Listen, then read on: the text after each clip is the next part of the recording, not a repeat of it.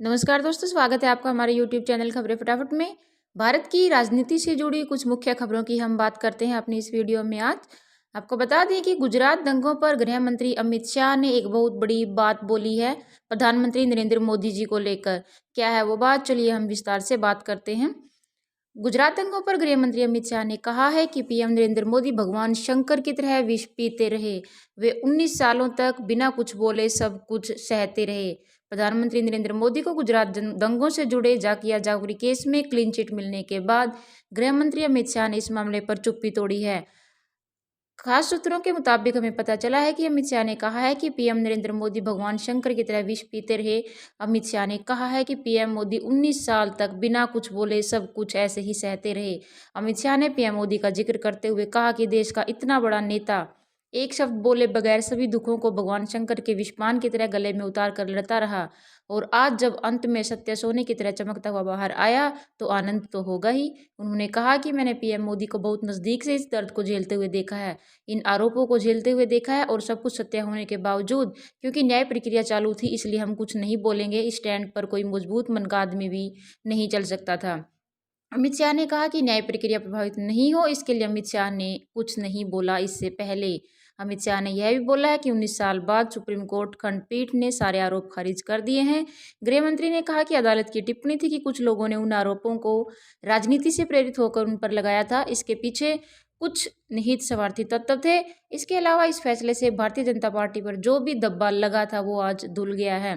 गृह मंत्री ने कहा है कि पीएम मोदी जैसे वैश्विक नेता पर जो गलत आरोप लगाए गए थे, मैं मानता हूं कि लोकतंत्र के अंदर संविधान का सम्मान कैसे हो सकता है। मोदी जी ने इसका आदर्श उदाहरण राजनीति में काम करने वाले सभी लोगों के सामने प्रस्तुत किया है। अमित शाह ने कहा कि इस मामले में मोदी जी से भी पूछताछ भी हुई थी, लेकिन किसी ने धरना प्रदर्शन नहीं किया। देश भर से हमारे कार्यकर्ता वहां आकर पीएम मोदी के समर्थन में नहीं पहुंचे थे। हम कानून के साथ सहयोग भी कर रहे थे। इस मामले में मेरी भी गिरफ्तारी हुई थी, कोई भी धरना प्रदर्शन नहीं किया गया था। और जब सत्य इतनी बड़ी लड़ाई के बाद विजयी होकर आता है तो उसकी चमक सोने से भी ज्यादा लगती है।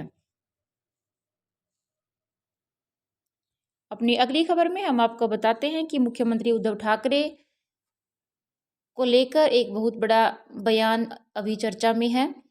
चर्चा उद्धव ठाकरे के एक बयान के बाद बहुत ज़्यादा तेज हो गई है। उद्धव ठाकरे का वो बयान क्या है हम आपको बताते हैं कि उद्धव ठाकरे ने कहा है कि यदि आपको लगता है कि मैं उपयोगी नहीं हूँ और पार्टी चलाने में सक्षम नहीं हूँ तो मुझसे कहिए, पार्टी से खुद को अलग करने के लिए मैं तैयार हूँ। जी हाँ, महाराष्ट्र में जारी सियासी संकट के बीच शिवसेना प्रमुख उद्धव ठाकरे और बागी गुट के नेता एकनाथ शिंदे के बीच यह मात का खेल जारी है।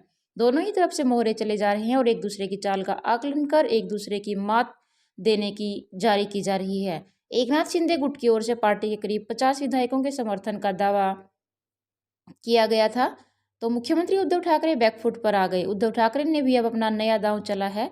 मुख्यमंत्री उद्धव ठाकरे ने कहा है कि यदि आपको लगता है कि मैं उपयोगी नहीं हूं और मैं पार्टी चलाने में भी सक्षम नहीं हूं तो आप मुझसे कहिए, मैं पार्टी से खुद को अलग करने के लिए तैयार हूं।